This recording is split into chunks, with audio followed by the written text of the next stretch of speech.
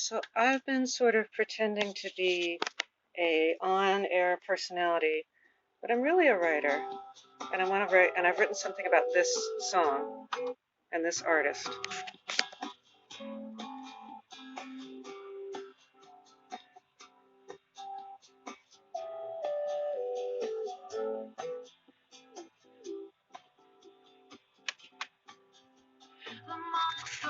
I'm going to dance, so I'm moving around.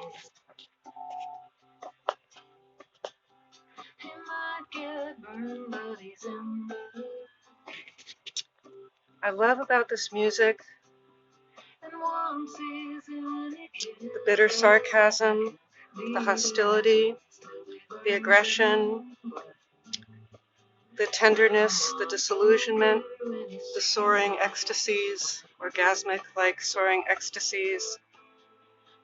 And I just analyzed a line from this song and sent it to a friend, and I will add that in the description and the comments of this video, so please check that out.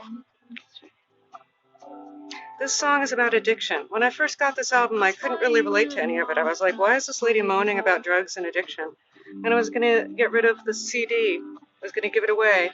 But I was picking a few songs off of some CDs that I was going to give away. And I was in the bathtub and I decided, that's the line, nothing fuels a good flirtation like need and anger and desperation. I'm sorry I'm not really letting you listen, but you can listen to this song anywhere on YouTube. This is commentary. So, yeah, so I didn't appreciate this album. I was like, what is this? I don't even know how it came into my possession. I must have just bought it sort of randomly. I didn't yet know that she was the only artist in the Magnolia soundtrack. I think Magnolia hadn't come out yet. I didn't even really know who P.T. Anderson was, the writer-director of Magnolia. And so I was going to get rid of this CD, but I thought I would listen one more time and see if there was a song or two I wanted to copy off of it. And I was in the bathtub here at the house, and I listened, and I fell in love with the whole album. In terms of the personality system that I'm interested in, it's an ancient Sufi personality system called the Enneagram. I would be a 4, type number 4, which some people call the individualist, but I prefer to call the romantic or the artist or the existentialist. I'm good with all those.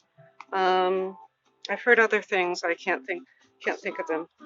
You could say that 4s are kind of like shaman, but probably not the only type that's like potentially like a shaman. So, and not the only artist, but 4 is a very particular kind of driven artist. Is an introverted artist who's driven to share some difficult, painful stuff, which clearly Aimee Mann is also doing. And if you're a 4 with a 5 wing, that adds an intellectual cast to it, and some of the people in my group have suggested that Aimee Mann is a 5.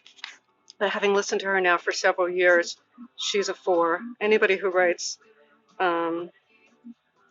it's all about drugs, it's all about shame.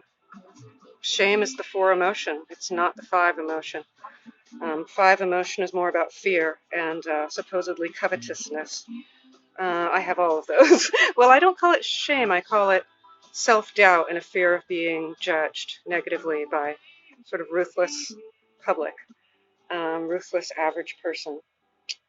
Okay, so I wonder if I can navigate to where I could read my comment that I wrote to my friend. No, probably not. Okay, so it's going to be in the description, and it's going to be in the comments on this video. So I guess I'm going to just leave it with these songs have an aggression, a hostility, a bitter sarcasm, and yet these beautiful soaring ecstasies, also moments of tenderness, a lot of resignation and despair that's expressed kind of tenderly, like maybe a tenderness for the human condition. Yeah, oh, that's a good place to leave it. That's a good place to leave it. I love this piece of art, and tenderness for the human condition. Yeah, these two things go together. Bye, everybody.